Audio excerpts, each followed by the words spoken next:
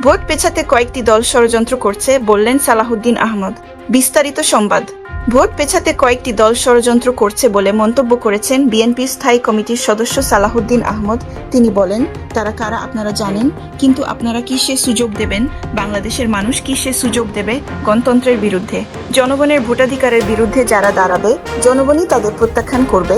আজ মঙ্গলবার সন্ধ্যা 7:15টার দিকে কক্সবাজারের চকরিয়ায় রশিদ আহমদ চৌধুরী উচ্চ বিদ্যালয় মাঠে ফাঁসিয়াখালী ইউনিয়ন বিএনপি আয়োজিত পথসভায় সালাহুদ্দিন আহমদ একথাগুলো বলেন। 5 দিনের সফরে আজ তিনি তার নির্বাচন এলাকা কক্সবাজার 1 আসনে চকরিয়া পেকুয়া আসেন।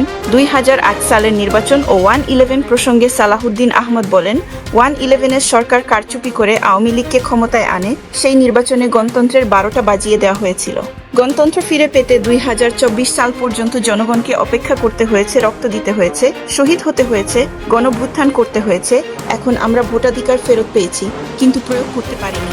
বিএনপির চেয়ারপারসন খালেদা জিয়াকে আপসহীন নেত্রী হিসেবে উল্লেখ করে সালাহুদ্দিন আহমদ বলেন, এ দেশের গণতন্ত্র, সার্বভৌমত্ব, স্বাধীনতার প্রতীক বেগম খালেদা জিয়া, এ দেশের জনগণের ঐক্যের প্রতীক তিনি। আজ তিনি অসুস্থ, তিনি ষড়যন্ত্রের শিকার হয়েছেন। তার শরীরে স্লো পয়জনিং এর মাধ্যমে বিভিন্ন অঙ্গ ক্ষতিগ্রস্ত হয়েছে।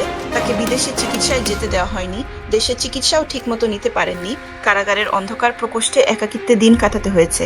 এত অত্যাচার সত্ত্বেও তিনি দুঃশাসনের সঙ্গে আপস করেননি, শেখ হাসিনার সঙ্গেও আপস করেননি। গণতন্ত্রের জন্য আজীবন লড়াই সংগ্রাম করে গেছেন। জামায়াতকে ইঙ্গিত করে সালাহুদ্দিন আহমদ বলেন, কেউ কেউ বলছেন অমুক মার্কায় ভোট দিলে বেহেশতে যাবে, এটা কেমন কথা? ইসলাম কি ভোটে দাঁড়িয়েছে? দুনিয়ার স্বার্থে ধর্মকে বিক্রি করা না জায়েজ। আমাদের মা বোনদের বিভ্রান্ত করতে ধর্মের ভুল ব্যাখ্যা দেওয়া হচ্ছে, এটা সহ্য করা হবে না। সালাহুদ্দিন আহমদ আরও বলেন, এখন যারা জান্নাতের টিকিট বিক্রি করছে, তারা নিজেরাই কোথায় যাবে আল্লাহ জানেন। ধর্মীয় অনুভূতিতে আঘাত লাগে এমন বক্তব্য স্বাধীনতার নামে ছড়ানো যাবে না।